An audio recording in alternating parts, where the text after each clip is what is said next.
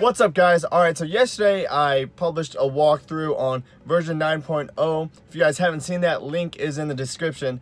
But I did promise that I was going to upload a video today of version 9 out on the road in action. So just wanted to get that out. We have the blind spot, we have different safety features, and we have my favorite, the dash cam. So I'm going to show you that footage at the very end. Stay tuned. But first off, I wanted to share my experience with getting version 9.0. It wasn't smooth sailing. Last week I got a software update, but it kind of crashed and I had to contact Tesla service. Took a couple of days to get all that sorted out, and my car was bugging out a little. So I'm gonna share some clips here shortly. And also, if you guys don't know, for 9.0 you need to be connected to Wi-Fi to get the update available and for it to update. Takes about 20 minutes, so you can go ahead and update it now if you're at home connected to Wi-Fi. But here are the clips. Just got in my car and it's kind of freaking out a little bit with all these notifications down here on the bottom left. And this is the day after I tried updating the software to version 9 on the Model 3, and I woke up to the update failing and it said call Tesla service. And now it's giving me a bunch of other warnings. It says software update required, contact Tesla service, automatic emergency braking disabled, we have regenerative braking disabled, and actually if you go up here we should get all of them, all their power reduce, and yeah, so I'm gonna give Tesla a call again. It says power reduce, exit and re-enter car, and it may restore the operation. Tried that and these warnings are still going on, so I'm gonna give them another call, see if they can go ahead and fix it over the air. Alright, so just got in my car and all those notifications where everything was disabled isn't there anymore, and now it's software update required, contact Tesla service there. There's only one notification, but now I have an update available.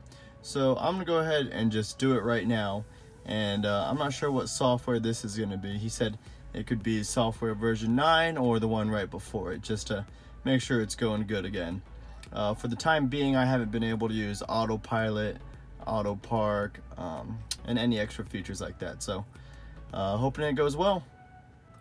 Alright, just got back in my car and it says what's new in this update. It contains minor improvements and bug fixes, so let's check out which one this is. It is version 8.1. I believe that's the one I had before. Yep, version 8.1. So I'm gonna wait till I get 9, and super excited for that. I'll make a video when it comes out. Here's the new navigation interface. If you guys recall, directions used to be here on the right, but now it's on the left. It's closer to the driver. That makes it very convenient. What used to be here was the directional north kind of direction facing or whole route trip view, and they just switched places.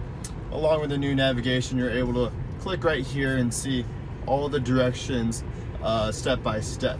You can click down here for settings, and that'll bring you to the navigation settings here on the bottom right of the screen. Alright, so here's a new media interface. As you can see, when you open it, we have the recents and favorites.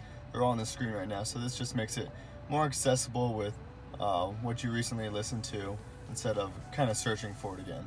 Testing autopilot on some new curves, seeing if it handles it better. On some of these curves I've taken it out on before, it made me re-engage into manual, so so far so good. We have a big curve coming up here, and as you can see, it adjusts speeds, slows down to take on the curve at a slower speed, handling it very well. No warnings on the screen yet. We have another curve coming here on the right, and it's not too jerky. It's staying in the lane very well. Shapes that the autopilot's picking up. I've seen regular 4-car sedans, I've seen little SUVs, some big trucks, bicyclists, motorcyclists. So it's really cool that it's able to recognize all that. Alright, so we have here 2 cars on our left, we have a sedan, and it recognized the SUV again. Once again, before it used to be like Tesla looking cars, now they're just normal looking. But I'm gonna put this one here in my blind spot, go ahead and put my turn signal in, and it's gonna signify with the red line that someone is there. Once again, there's that speed limit warning, and these are just added safety improvements to the new software. Alright, here's here's a repeat of the bicyclists. You can see them here on that screen. That's pretty cool how cameras are able to sense what kind of vehicle is in front of you. Now, before I show you the dash cam videos, I wanted to share how to work it, because the first time I tried making this video, I plugged in the USB into my computer and nothing showed up. So if you read it very carefully, unlike I did, you have to make a folder on the USB itself and put Tesla Cam. No space, I believe, no quotation marks, just Tesla Cam. It'll be saved in that folder. So without further ado, check out these clips.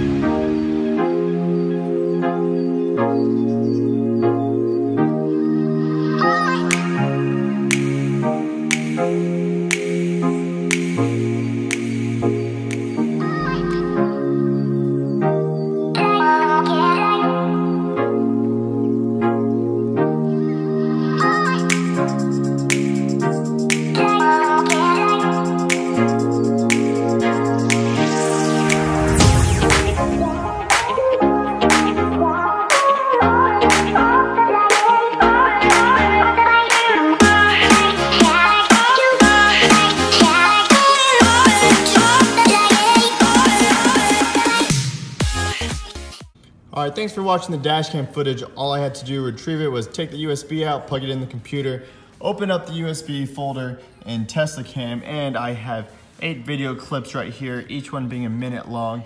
This one wasn't able to convert right, so only have 8 minutes worth of footage here. Alright guys, thanks for watching the video. So you got to see some of the clips, you're able to see how clear that quality is. Hopefully with software updates we can get it even clearer. Mine had a little tint to it, so I'm not sure if that's the camera itself or if my windshield was a little bit dirty. But with software updates, I'm expecting for the dashcam to be continually improving. I also want that functionality to be extended to the other, all around the car, all the other cameras, just in case other different accidents, rear end, side swipes. I would also like more than 10 minutes of footage, so maybe if you put in a bigger USB, you're able to obtain more footage until it's full, or overwrite a certain amount, maybe a setting, record the last 60 minutes. That'd be very cool. Or if you don't need that USB at all, it could store somewhere. I'm not sure if there's some memory within the car itself, and then if you needs some memory, plug it into the USB socket, and then retrieve it that way. Another cool feature would be if the dash cam was turned on while the car was off, if it detected something like motion or someone may be outside your car, that way you're able to see if anyone trying to break in your car, or if someone actually does, you're able to capture them on footage, as well as if anyone hits your car while it's parked, the dash cam will get that as well. Anyway guys, thanks for watching. Please leave a like, comment, subscribe. We'll see you next time.